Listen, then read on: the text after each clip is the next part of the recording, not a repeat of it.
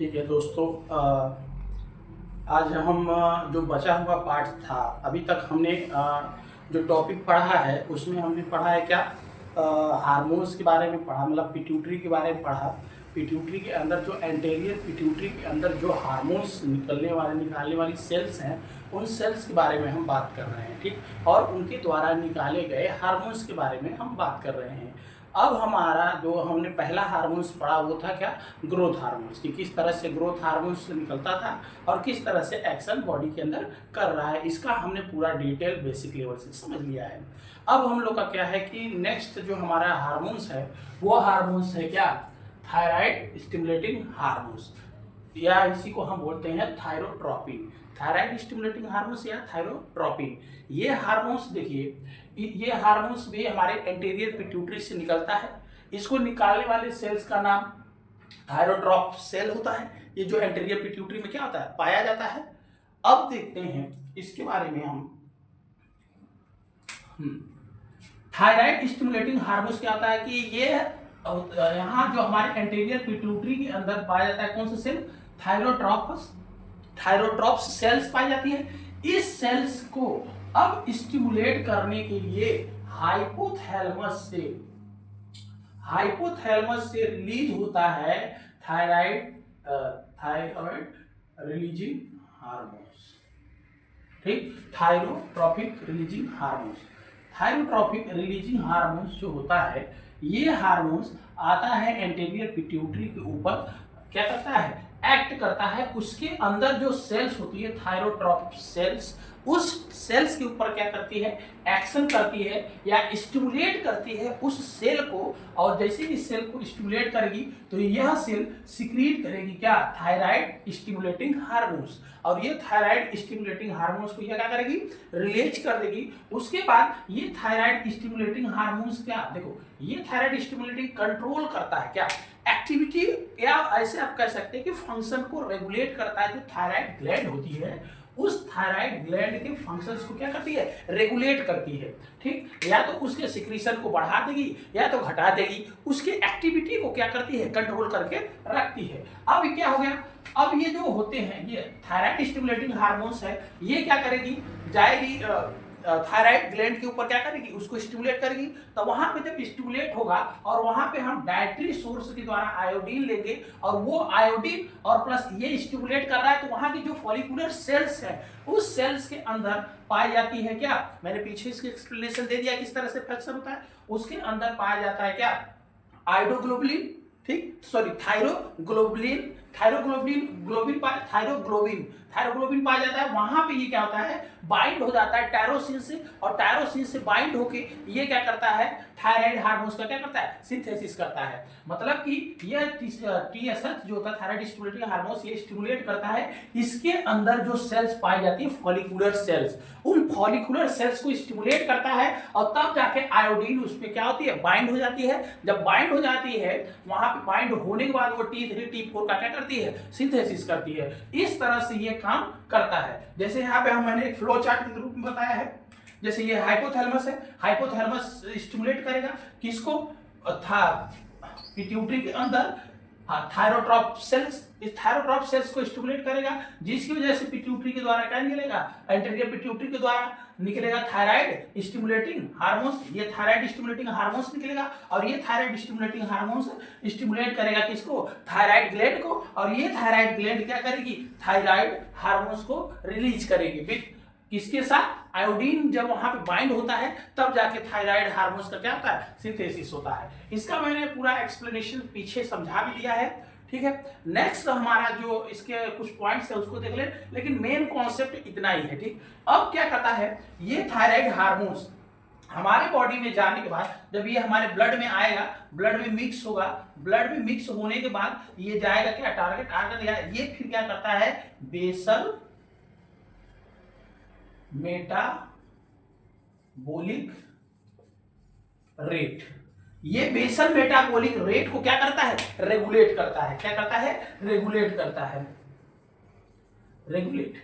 ठीक, basal metabolic rate को क्या करता है, रेगुलेट करता है, जिसकी वजह से अगर ये थायराइड हार्मोन्स का जो लेवल है अगर ब्लड के अंदर इसकी मात्रा बढ़ रही है तो इससे क्या होगा, बॉडी टेम्परेचर बढ़ेगा, क्योंकि मेटाबॉलिक रेट क्या हो जाएगा, बढ़ जाएगा। मेटाबॉलिक रेट बढ़ेगा तो वहां एटीपी का सिंथेसिस ज्यादा होगा तो एनर्जी ज्यादा निकलेगी, जिसकी वजह से बॉडी टेम्परेचर बढ़ जाएगा।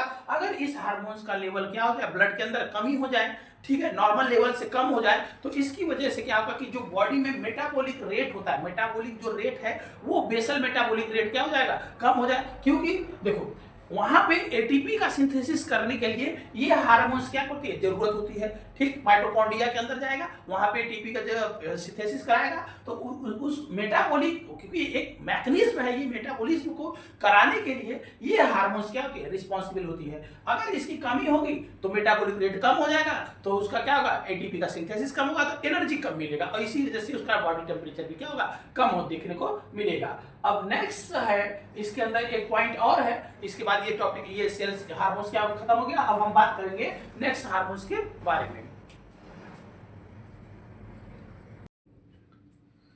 नेक्स्ट हमारा हार्मोन्स है, पहले उसमें देखो जो हम लोग अभी पढ़े हैं थायराइड हार्मोन्स के बारे में, उस थायराइड हार्मोन्स का अगर लेवल क्या हो जाए, हाई हो जाए, ठीक, उस थायराइड हार्मोन्स का अगर लेवल क्या हो जाए, हाई हो जाए अपने ब्लड के अंदर, तो वो इनहिबिट कर देगा किसको, थायराइड स्टिमुलेटिंग हार्मोन्स को। ठीक, जैसे क्या होता है कि कोई क्या होता है, जैसे हार्मोन्स है, थायराइड हार्मोन्स है, अगर वो थायराइड हार्मोन्स नॉर्मल लेवल से ज्यादा हो जाए या उससे भी ज्यादा हो जाए, ठीक, अधिक हो जाए, तो वो अपना निगेटिव फीडबैक मैकेनिज्म अपना लेता है। ठीक, यहाँ पर भी वही चीज है, यहाँ पे क्या है, जब थायराइड हार्मोन्स एक्सेसिव मात्रा में प्रोडक्शन हो जाता है तो इसका एक्सट्रीम लेवल क्या होता है, बढ़ जाता है। उसकी वजह से ये क्या करता है, हाइपोथैलेमस को ही सप्रेस कर देता है, जिसकी वजह से थायराइड रिलीजिंग हार्मोन्स ही नहीं निकलता है, और इस तरह से थायराइड स्टिमुलेटिंग हार्मोन्स नहीं निकलेगा, और उसके बाद थायराइड हार्मोन्स का सिंथेसिस नहीं होगा। किसके द्वारा, निगेटिव फीडबैक मैकेनिज्म के द्वारा। ये जो निगेटिव फीडबैक मैकेनिज्म होता है इसके द्वारा क्या करता है, उसको सप्रेस कर देता है। अब नेक्स्ट हमारा जो हार्मोन्स है, उस हार्मोन्स का नाम है एडिनोकार्टिकोट्रोपिक हार्मोन्स। ये एडिनोकार्टिकोट्रोपिक हार्मोन्स ये भी हमारे एंटीरियर पिट्यूटरी से सिक्रीट होता है, और उसके बाद कैसे सिक्रेट होता है, क्योंकि हमारे जो हाइपोथैलेमस होता है, उस हाइपोथैलेमस से क्या कहता है, रिलीजिंग हार्मोन्स निकलते हैं, एडिनोकार्टिकोट्रोपिक रिलीजिंग हार्मोन्स। वो रिलीजिंग हार्मोन्स क्या करती है, जो पिट्यूटरी के अंदर हमारी एंटीरियर पिट्यूटरी के अंदर जो ये कार्टिकोट्रोपिक सेल्स होती हैं, इन सेल्स को स्टिमुलेट करती हैं। जब इन सेल्स को स्टिमुलेट करेंगी तो ये सेल क्या करेगा, सिक्रीट करेगा क्या, एडिनोकार्टिकोट्रोपिक हार्मोन्स। ये एडिनोकार्टिकोट्रोपिक हार्मोन्स को निकलेगा, या तो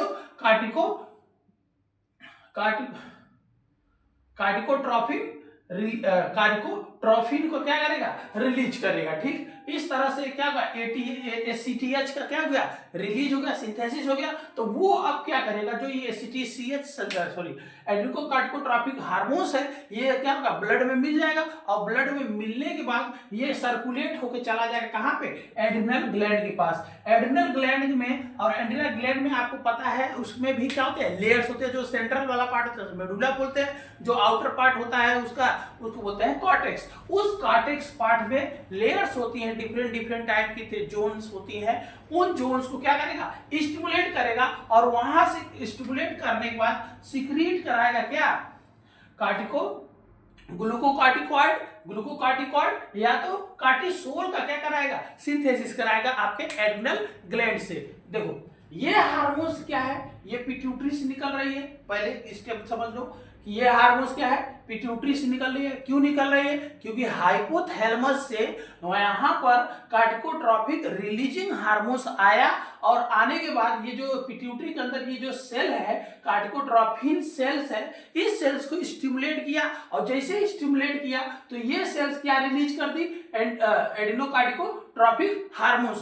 तुरंत क्या करेंगे, एडिनोकार्टिकोट्रोपिक हार्मोन्स को बाहर निकाल दिया, और वो हार्मोन्स ब्लड में मिल गया, और ब्लड में मिल जाने के बाद चला गया कहाँ पे, एंटीरियर पिट्यूटरी के पास, और मिल के किडनी के पास चला गया, और किडनी के पास ऊपर ही रहता है क्या एड्रिनल ग्लैंड। उस एड्रिनल ग्लैंड को ये क्या कर दिया, स्टिमुलेट किया, और उसके द्वारा सिक्रीट कराया ग्लूकोकार्टिकॉइड्स, और या तो हम इसी को क्या कार्टिसोल कहते हैं। अब देखो ये हार्मोन्स हो गया, इसका फंक्शन समझ में आ गया। अब नेक्स्ट देखो, अगर स्ट्रेस रिलेटेड स्टिमुलाई है, अगर आप स्ट्रेस कंडीशन में है, जैसे लो ब्लड ग्लूकोज लेवल या फिजिकल ट्रॉमा हो गया है या इंटरल्यूसिन फर्स्ट जो है, ये क्या करती हैं, स्टिमुलेट कर देती हैं किसके, ग्लूकोकॉर्टिकॉइड, जो ये एसीटीएच सिंथेसिस हो रहा है, ये जो हार्मोन्स सिंथेसिस हो रहा है, इस हार्मोन्स को ही क्या करते हैं, स्टिमुलेट करके ग्लूकोकॉर्टिकॉइड इनहिबिट कर देती हैं, ठीक, और इनहिबिट कर देती है, जिसकी वजह से कार्टिसोल, ग्लूकोकॉर्टिकॉइड ये क्या होते हैं, रिलीज नहीं होते हैं, किसके द्वारा, निगेटिव फीडबैक मैकेनिज्म के द्वारा। क्यों, क्योंकि देखो निगेटिव फीडबैक मैकेनिज्म एक तरह से आप कह लीजिए कि हमारे लिए अच्छा भी है, ठीक, क्यों, क्योंकि देखो हमारा ये जो ग्लूकोकॉर्टिकॉइड या कार्टिसोल का ज्यादा मात्रा में बढ़ जाएगा हमारे बॉडी में, तो वो भी हमारे लिए बॉडी फंक्शंस को अल्टर कर देगा, अगर कम है तो पर भी अल्टर करेगा। तो इसीलिए एक होम्योस्टेसिस को मेंटेन करने के लिए, ठीक, होम्योस्टेसिस को मेंटेन करने के लिए हमारे बॉडी में फीडबैक मैकेनिज्म सिस्टम चलता रहता है। अगर हमारी बॉडी में नॉर्मल से अगर कोई भी चीज, अगर हार्मोन्स हो, कोई ब्लड वॉल्यूम हो, अगर कुछ भी हो, अगर हमारे नॉर्मल से क्या होगा, ज्यादा होगा, तो वो फीडबैक मैकेनिज्म या निगेटिव फीडबैक मैकेनिज्म अपना कर उसको कंपनसेट करने की कोशिश करेगा। इसी तरह से अगर इसका क्या होगा, ये अगर ऐसे स्टिमुलाई अगर उसको दिए जाएंगे तो ये क्या करेगा, ये ऐसी स्टिमुलाई कब होंगी, जब एक्सेसिव मात्रा में कार्टिसोल का लेवल आपके ब्लड में बढ़ जाएगा, तब वो क्या करेंगी, उसका मात्रा बढ़ते ही वो तुरंत जाएगा हाइपोथैलेमस, जो रिलीजिंग हार्मोन्स है उसी को सप्रेस कर देंगे, जिसकी वजह से स्टिमुलेटिंग हार्मोन्स निकलेगा नहीं, उसकी वजह से ये क्या ग्लूकोकॉर्टिकॉइड ही नहीं निकलेगा, तो उसकी फंक्शंस क्या हो जाएगी, धीरे धीरे लेवल ही ब्लड के अंदर उसका लेवल क्या हो जाएगा, कम हो जाएगा, और इस तरह से उसका जो एबनॉर्मल फंक्शनिंग कर रहा था वो एबनॉर्मल फंक्शनिंग भी क्या हो जाएगा, सप्रेस हो जाएगा। अब हमने देखिए ये तीसरा हार्मोन्स पढ़ लिया। अब नेक्स्ट हार्मोन्स हमारा है,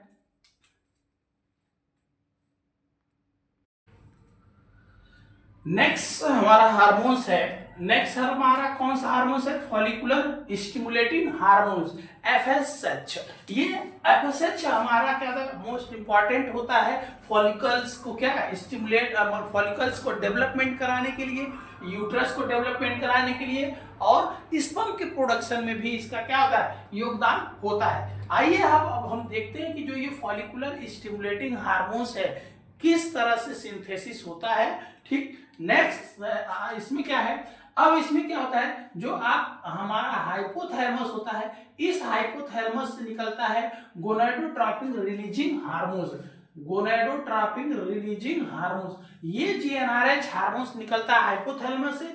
अब ये हार्मोन्स जाके एंटीरियर पिट्यूटरी के अंदर इस सेल को क्या करेगी, स्टिमुलेट करेगी। इस सेल को जब स्टिमुलेट करेगी तो ये सेल कौन सी सेल है,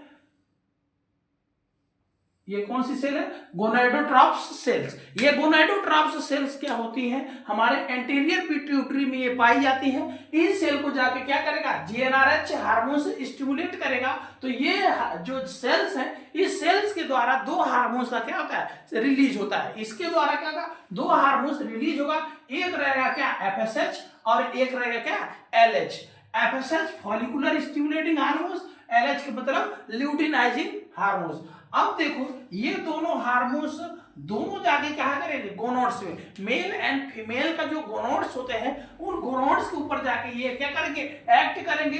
अब कैसे एक्ट करेंगे, देखो ओवरी है, ओवरी के ऊपर एक्ट करा क्योंकि ये फीमेल गोनोड्स है। इस फीमेल गोनोड्स के अंदर ओवरी है, जो इस ओवरी के ऊपर ये हार्मोन्स आके क्या करेंगे, एक्ट करेंगे, जिसकी वजह से monthly each month FSH initiate the development of several ovarian follicles। ये क्या करते हैं, हर मंथ क्या होता है कि जो मदर वुमेन्स होती हैं उनके अंदर ओवरी का क्या होता है, सिंथेसिस होता है, एवरी मंथ होता रहता है। तो एवरी मंथ उसके अंदर जो फॉलिकल्स बनती हैं, ओवरी के ओवेरियन साइकिल जो चलता है उसके अंदर जो फॉलिकल्स बनती हैं, उन फॉलिकल्स को डेवलपमेंट कराने में ये दोनों हार्मोन्स क्या होते हैं, इन्वॉल्व होते हैं। अब ये हर मंथ क्या करते हैं, ओवरी में जाते हैं, उस फॉलिकल्स को डेवलपमेंट या मैच्योर करने में क्या करते हैं, हेल्प करते हैं। अब हम बात करते हैं मेल गोनेड्स में। मेल गोनेड्स में यही दोनों हार्मोन्स क्या करते हैं, आते हैं टेस्टिस के अंदर, और टेस्टिस के अंदर आने के बाद ये क्या करते हैं, स्पर्म प्रोडक्शन को स्टिमुलेट करते हैं ताकि मेल के अंदर जो स्पर्म का प्रोडक्शन है वो बढ़ सके। ठीक, ये इस तरह से काम करते हैं। अब हम बात कर लेते हैं एफएसएच। एफएसएच देखो क्या है, ये जब फॉलिकल्स को आगे क्या करेगा, डेवलपमेंट करेगा, तो उसी फॉलिकल्स को स्टिमुलेट भी करता है, स्टिमुलेट करके मतलब डेवलपमेंट करा रहा है। तो जब डेवलपमेंट कराएगा तो उसके अंदर से उसी का जो लेयर्स होती है, फॉलिकल्स की लेयर जो होती है, लेयर्स पाई जाती हैं, उस लेयर्स के द्वारा क्या होता है, फॉलिकल्स की लेयर्स के द्वारा एस्ट्रोजन का सिक्रीशन कराती हैं, और यही एस्ट्रोजन क्या होता है, फीमेल सेक्स हार्मोन्स होता है। और यहाँ पे फीमेल सेक्स हार्मोन्स होता है। अब हम नेक्स्ट बात करते हैं कि इंडिविजुअली हम हार्मोन्स के बारे में बात करेंगे। अभी हम पहले बात करेंगे किसके बारे में, एफएसएच के बारे में, फिर उसके बाद हम एलएच के बारे में बात करेंगे। तो एफएसएच के बारे में देखते हैं क्या क्या कंडीशंस होती हैं।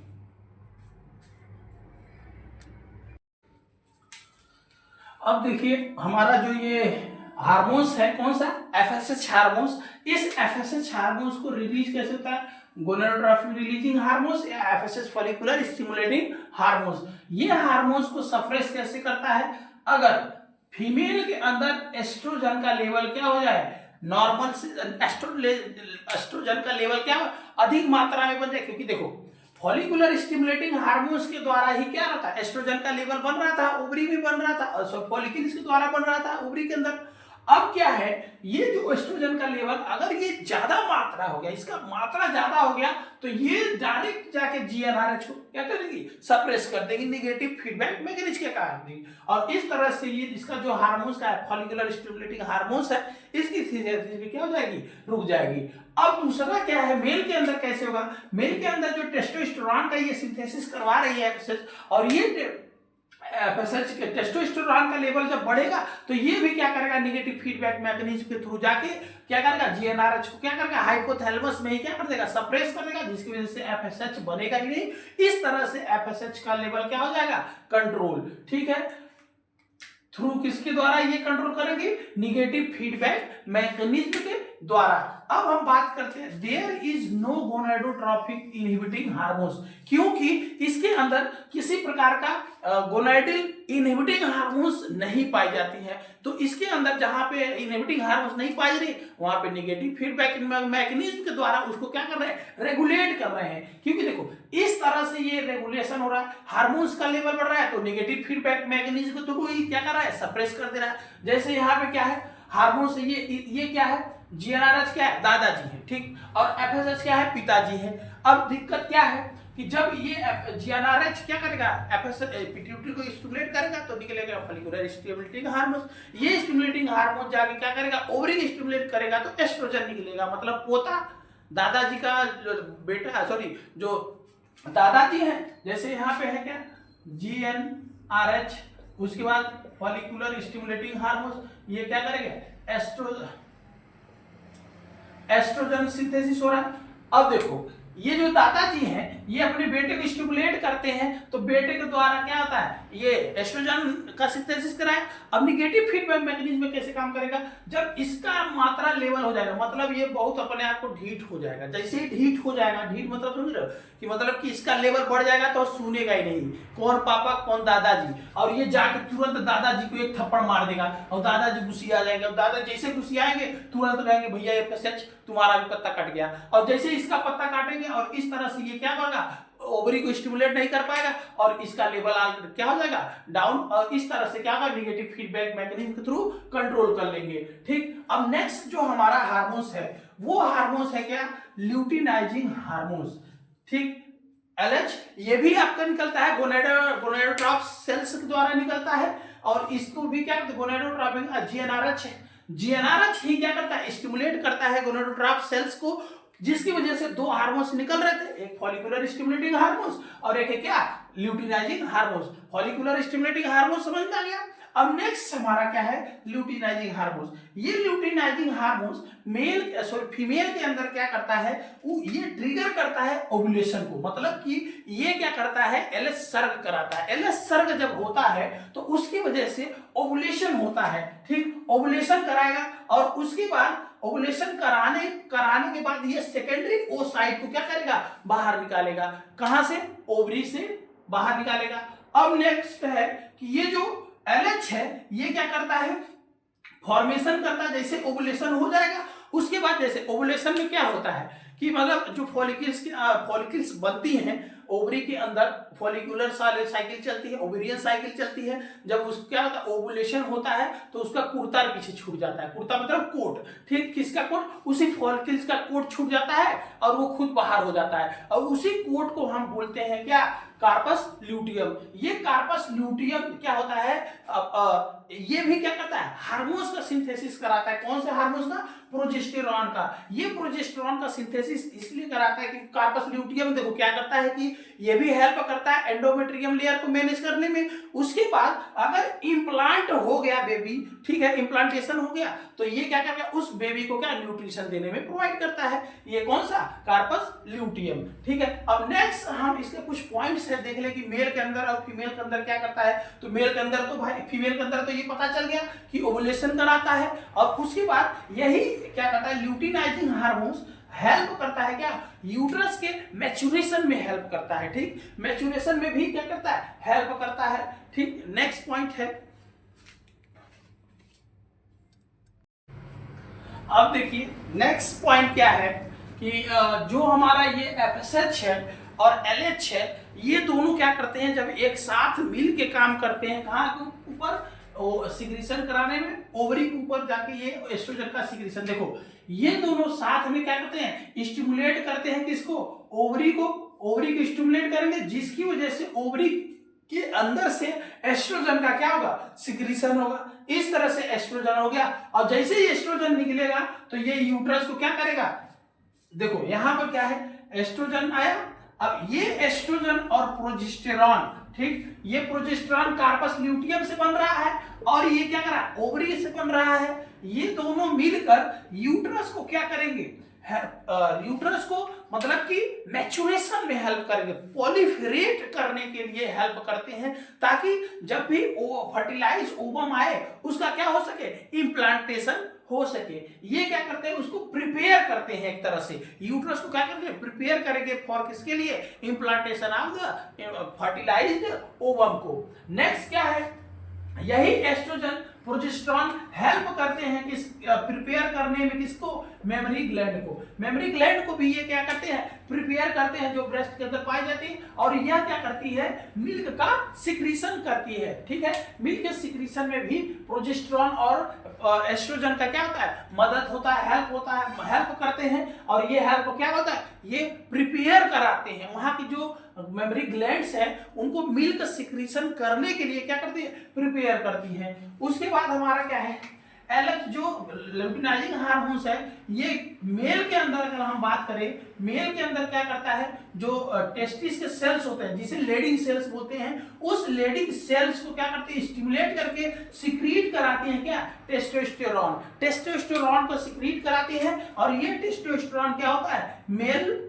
सेक्स हार्मोन्स होता है, ठीक, ये मेल सेक्स हार्मोन्स होता है। और ये कैसे सिंथेसिस हो रहा है, टेस्टिस के अंदर सिंथेसिस हो रहा है, लेडीज सेल को स्टिमुलेट कर रहे हैं क्या, ल्यूटिनाइजिंग हार्मोन्स। जैसे ल्यूटिनाइजिंग हार्मोन्स आया और उसे लेडीज सेल्स को क्या स्टिमुलेट किया, वो हेल्प करेगा किसको, टेस्टोस्टेरॉन निकालने में। और इस तरह से रिलीज हो जाएगा क्या, सिंथेसिस हो जाएगा क्या, टेस्टोस्टेरॉन। और यही टेस्टोस्टेरॉन को ही हम बोलते हैं क्या, मेल सेक्स हार्मोन्स। अब उसके बाद देखो क्या होता है कि अगर ज्यादा मात्रा में ये टेस्टोस्टेरॉन का लेवल क्या हो जाए, बढ़ जाए, टेस्टोस्टेरॉन का लेवल क्या ज्यादा मात्रा में सिंथेसिस हो जाए, तो ज्यादा मात्रा में अधिक हो जाएगा, तो ये अधिक होगा तो ये तुरंत जाके सप्रेस कर देगा किसको, वहां पे जीएनआरएच को, गोनाडोट्रोपिक रिलीज रिलीजिंग हार्मोन्स को, और जैसे सप्रेस करेगा तो उसकी वजह से फॉलिकुलर स्टिमुलेटिंग ल्यूटिनाइजिंग हार्मोन्स नहीं आएंगे। जब वो नहीं आएंगे तो टेस्टिस को स्टिमुलेट नहीं करेगा, तो इसकी वजह से टेस्टोस्टेरोन का लेवल भी क्या हो जाएगा, कंट्रोल हो जाएगा। इस तरह से ये क्या करते हैं, जो एलएच हार्मोन के प्रोडक्शन को उसको रोक देंगे,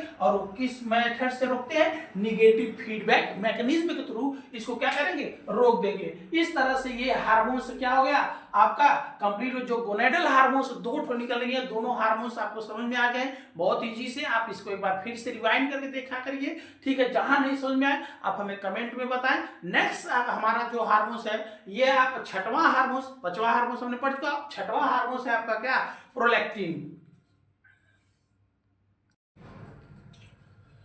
नेक्स्ट हार्मोन्स हमारा है कौन सा, प्रोलैक्टिन हार्मोन्स। अभी हम जो पढ़ रहे हैं, ये पढ़ रहे हैं किसका, एंटीरियर पिट्यूटरी के हार्मोन्स के बारे में, कि कौन कौन सी जो एंटीरियर पिट्यूटरी के हार्मोन्स है वो क्या काम करती हैं, उनके फंक्शंस के बारे में भी पढ़ रहे हैं, ठीक है।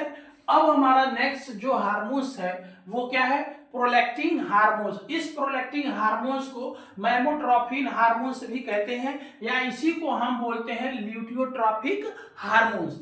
ये हार्मोन्स क्या होती हैं, एंटीरियर पिट्यूटरी के अंदर एक सेल पाई जाती है जिसे बोलते हैं लैक्टोट्रॉप्स। लैक्टोट्रॉप्स सेल्स जो होती हैं एंटीरियर पिट्यूटरी में पाई जाती हैं, इसको स्टिमुलेट करने के लिए जो हाइपोथैलेमस होता है, इस हाइपोथैलेमस से क्या होता है, हाइपोथैलेमस, इस हाइपोथैलेमस से लैक्टोट्रॉपिक रिलीजिंग हार्मोन्स निकलती है, या आप कह सकते हैं प्रोलैक्टिन रिलीजिंग हार्मोन्स निकलती हैं, ठीक है, या लैक्टोट्रॉपिक रिलीजिंग हार्मोन्स निकलती हैं, ठीक। इसी को बोलते हैं पीआरएच, प्रोलैक्टिन रिलीजिंग हार्मोन्स। ये प्रोलैक्टिन रिलीजिंग हार्मोन्स कह सकते हैं। ये क्या करता है, जो आपका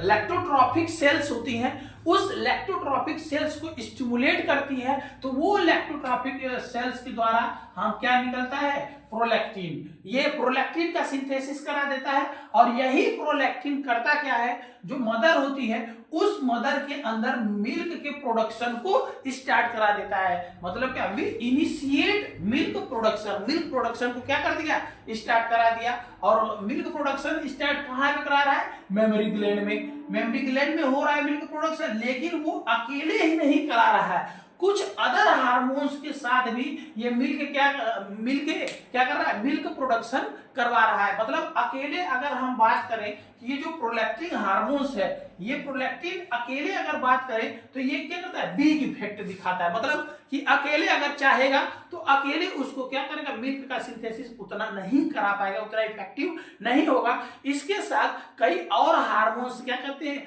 आते हैं, और वो मिल्क क्या करते हैं, मिल्क का सिंथेसिस कराते हैं, ठीक है। अब इसके अंदर कैसे देखेंगे कि किस तरह से ये करवा रहे हैं, ठीक है, और इनका फंक्शंस कैसे होता है। अब देखो, ओनली जो मेमोरी ग्लैंड है, ठीक, ये ओनली अगर हम बात करें, इस मेमोरी ग्लैंड को अगर हम कहें देखिए अकेले ही प्रोलैक्टिन क्या कर रहा है, मिल्क सिंथेसिस का करा रहा है, तो नहीं करा पाएगा, क्योंकि वो बिग इफेक्ट देगा।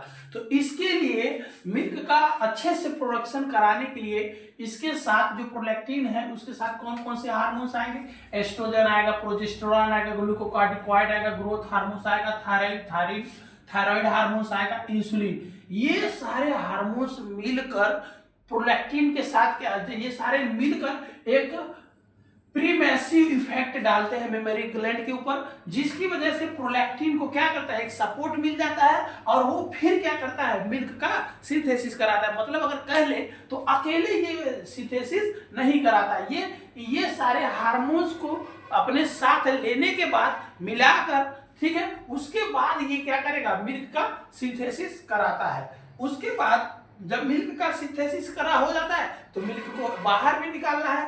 मिल्क को इजेक्शन कराने के लिए मेमोरी ग्लैंड से बाहर निकालने के लिए इसके ऊपर ये भी क्या होता है, एक हार्मोन्स के ऊपर डिपेंड होते हैं। कौन सी हार्मोन्स, ऑक्सीटोसिन। ये ऑक्सीटोसिन करता क्या है, ये भी पोस्टेरियर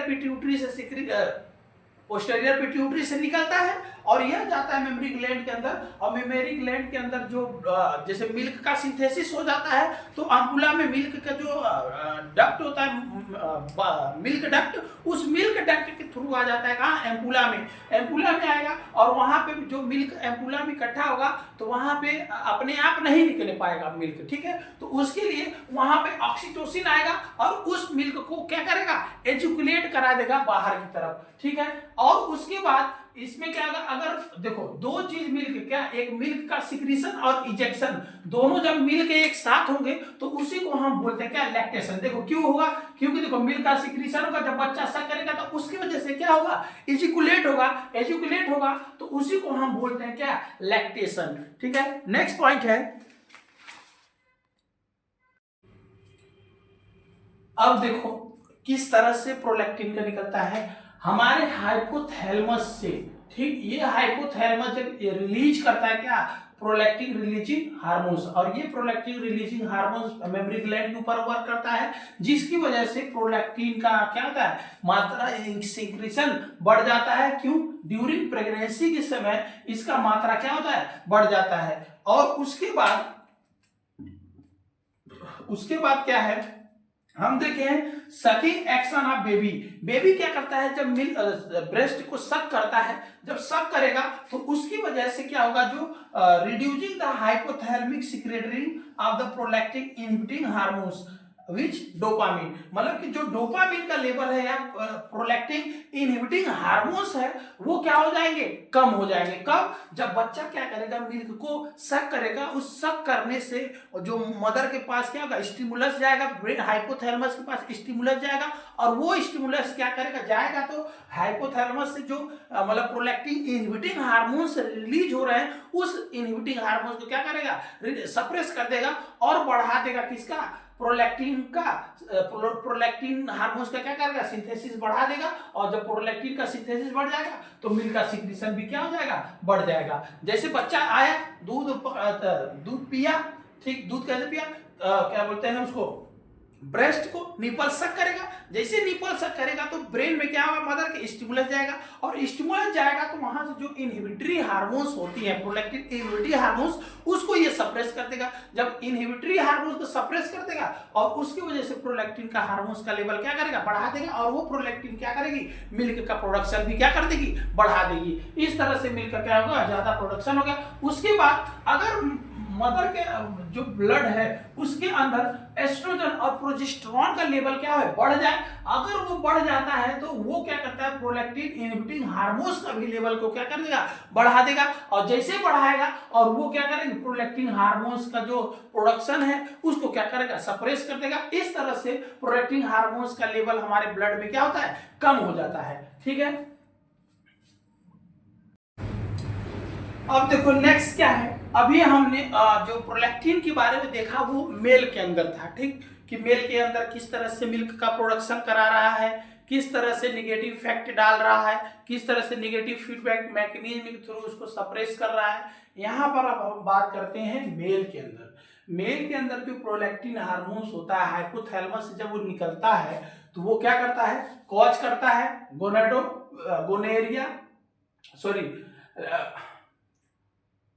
गैलेक्टोरिया, ठीक है, गैलेक्टोरिया या एमनोरिया कंडीशंस क्या करता है, कॉज करता है। मेल, ये मेल नहीं है, फीमेल है, ये गलत है, ठीक, सॉरी ये गलत है, ठीक है। अब देखो क्या है, हाइपोथैलेमस और प्रोलैक्टिन क्या है, अगर हाइपोथैलेमस से प्रोलैक्टिन रिलीज हो रहा है ज्यादा मात्रा में, जब रिलीज होगा तो उसकी वजह से हो जाएगा क्या, गैलेक्टोरिया, और उसी की वजह से हो जाएगा क्या, एमनोरिया। ये दो कंडीशन देखने को मिलते हैं, इसलिए क्योंकि प्रोलैक्टिन हार्मोन्स का लेवल क्या हो जाएगा, नॉर्मल से ज्यादा, जब ज्यादा मात्रा में प्रोलैक्टिन का लेवल बढ़ेगा तो ये प्रोलैक्टिन क्या करेगी, मिल्क का सिंथेसिस सबसे ज्यादा कराने लगे, अधिक मात्रा में कराने लगेंगी, तो उसी कंडीशंस को जब मिल्क का प्रोडक्शन ज्यादा कराएंगे तो मिल्क क्या होगा, ज्यादा बाहर आने लगेगा, अपने आप ही क्या करेगा, वहां से रिसने लगता है, देख टप टप गिरने लगता है, ठीक है, उसी को बोलते हैं क्या,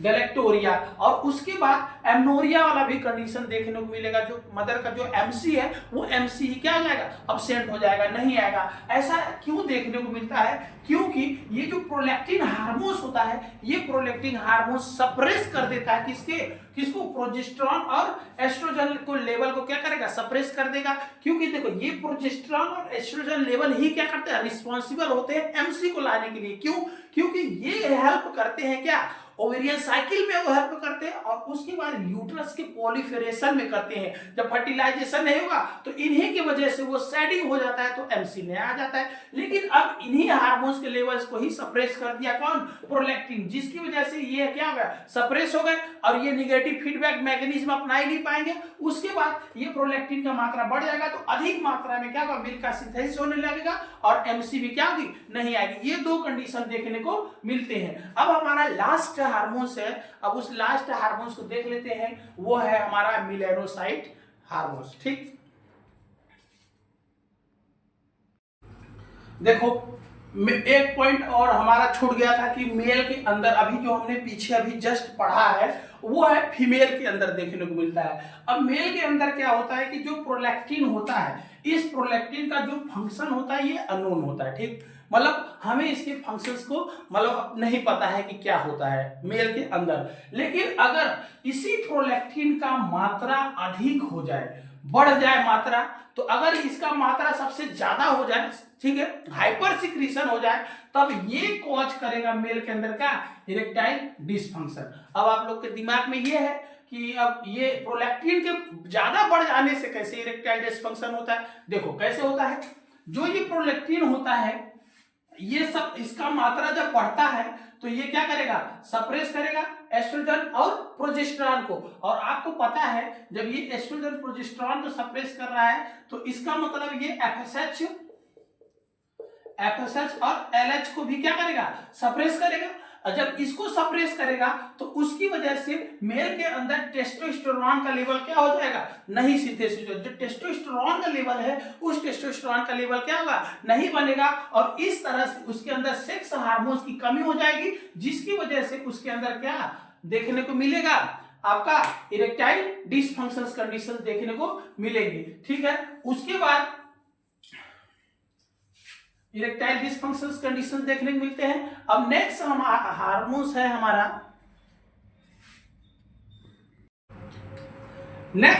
हार्मोन्स है। देखिए अभी हमने 6 हार्मोन्स के बारे में पढ़ लिए। नेक्स्ट हमारा हार्मोन्स है क्या, मेलानोसाइट स्टिमुलेटिंग हार्मोन्स। ये मेलानोसाइट स्टिमुलेटिंग हार्मोन्स क्या होता है, हमारा जो एंटीरियर पिट्यूटरी होता है, एंटीरियर पिट्यूटरी से नहीं, इंटरमीडिएट लोब ऑफ पिट्यूटरी का जो रेमिनेंट जो अवशेष होता है, ठीक है, उस अवशेष से उसी में कुछ मात्रा में पाई जाती हैं क्या, कार्टिकोट्रॉप सेल्स उसमें भी पाई जाती है। उस सेल्स को क्या करती है, ये आपकी जो हाइपोथैलेमस है, उस हाइपोथैलेमस से मेलानोसाइट स्टिमुलेटिंग हार्मोन्स निकलता है और इस तरह से जाके वो कार्टिकोट्रॉप सेल्स को क्या करता है, स्टिमुलेट करता है। कहां पे, इंटरमीडिएट लोब ऑफ पिट्यूटरी के अंदर, और उस तरह से उसके अंदर से मेलानोसाइट स्टिमुलेटिंग हार्मोन्स निकलता है। और ये मेलानोसाइट स्टिमुलेटिंग हार्मोन्स क्या करता है, स्किन के पिगमेंटेशन में हेल्प करता है। किसके अंदर, ह्यूमन में नहीं, किसके अंदर, एम्फीबियन के अंदर। एम्फीबियन जैसे गिरगिट हो गया, गिरगिट के अंदर ये देखने को ज्यादा मात्रा मिलता है। कैसे होता है, ये क्या करता है, स्टिमुलेट करता है, उसके बाद क्या करता है, उसको dispersion of the melanin granules of the melanocytes. Melanocytes जो होता है इसके अंदर जैसे स्टिमुलेट करेगा तो उसके वजह से हाइपर पिगमेंटेशन क्या होगा, स्किन का बढ़ेगा। और क्यों बढ़ेगा, क्योंकि वहां पर जो मिलानोसाइट्स होती है, वो मिलानोसाइट्स या मिलानिन जो होती है वो पूरे इसके स्किन में, उसके जो ग्रेन्यूल्स होते हैं वो क्या होंगे, फैल जाएंगे तो उसका कलर क्या हो जाएगा, स्किन का चेंज हो जाएगा। इस तरह से जो गिरगिट होती है, ये सब होती है, इसके अंदर जो होता है मिलानिन का क्या होता है, ज्यादा मात्रा में होता है। इनके अंदर जो ग्रेन्यूल्स होते हैं वो अपने ग्रेन्यूल्स को क्या करती है, फैला देती है और इस तरह से कलर को क्या करती है, चेंज करती रहती है। और अगर हम बात करें ह्यूमन के अंदर इसका कोई भी अभी जो कि मतलब जो फंक्शंस है अननोन है। कुछ मैं आगे फंक्शंस एक आध पॉइंट बता दे रहा हूं, लेकिन इसका जो अभी रिसर्च के अनुसार क्या है अभी नहीं पता है। ठीक है, ये आपका पाया जाता है किसमें, एम्फीबियन के अंदर। ये हार्मोन्स कौन सा हार्मोन्स, मेलानोसाइट स्टिमुलेटिंग हार्मोन्स।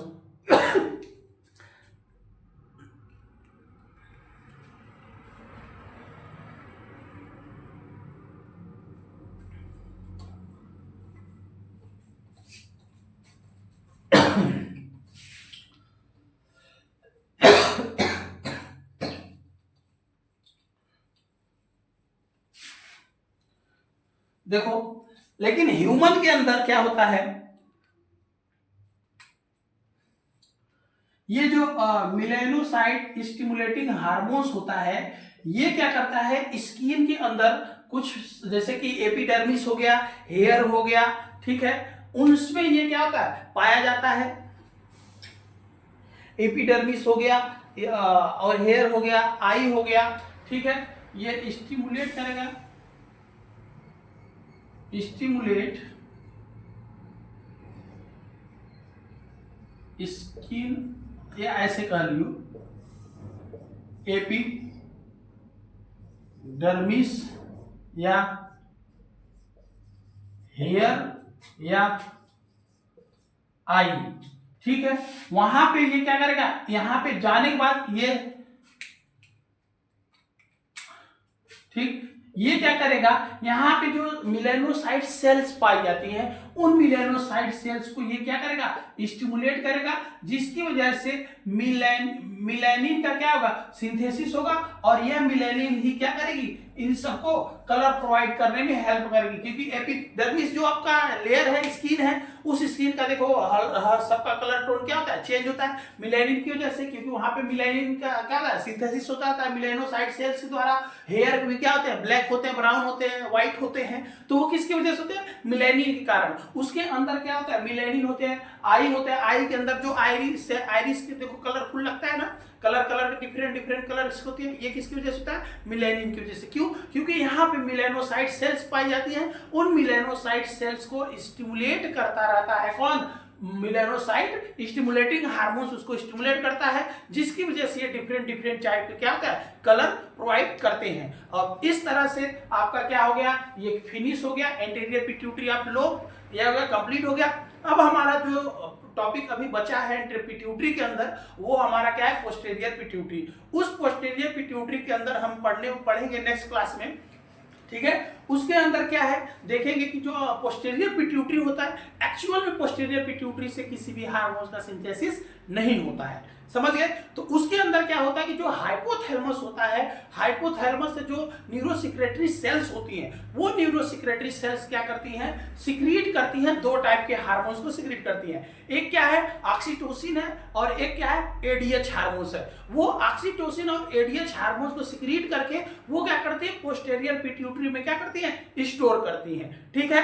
अब हम नेक्स्ट क्लास में हमारा क्या है वो हम पोस्टेरियर पिट्यूटरी के बारे में पढ़ेंगे, और उस दो हार्मोन्स के बारे में पढ़ेंगे, डिटेल्स पढ़ेंगे, ठीक है, बेसिक लेवल से पढ़ेंगे, इजी लैंग्वेज में पढ़ेंगे, ठीक है। अभी तक हमने जितना पढ़ाया है उसके अंदर कोई भी ऐसा मैंने हार्ड लैंग्वेज का इस्तेमाल नहीं किया है, बहुत इजी लैंग्वेज में आपको समझाने की, बहुत स्मूथली समझाने की कोशिश किया है, ठीक है। इसके अंदर अगर आपको कोई भी क्लास ऐसी क्लास है जो आपको सच में नहीं समझ में आ रही है, या हमारा पैटर्न नहीं समझ में आ रहा है, तो आप हमें बता सकते हैं, ठीक है, कमेंट में हमें जरूर बताएं, ठीक है। और यह क्लास आपके जो दोस्त हैं जो पढ़ने में वीक है, ठीक है, जिसको बहुत चीजें नहीं समझ में आती हैं, कुछ वर्ड्स नहीं समझ में आते हैं, ठीक है, जिसका एनाटॉमी क्या है वीक है, उसको आप ये क्लास शेयर करो, मैक्सिमम से मैक्सिमम शेयर करो, लाइक करो, सब्सक्राइब करो। धन्यवाद।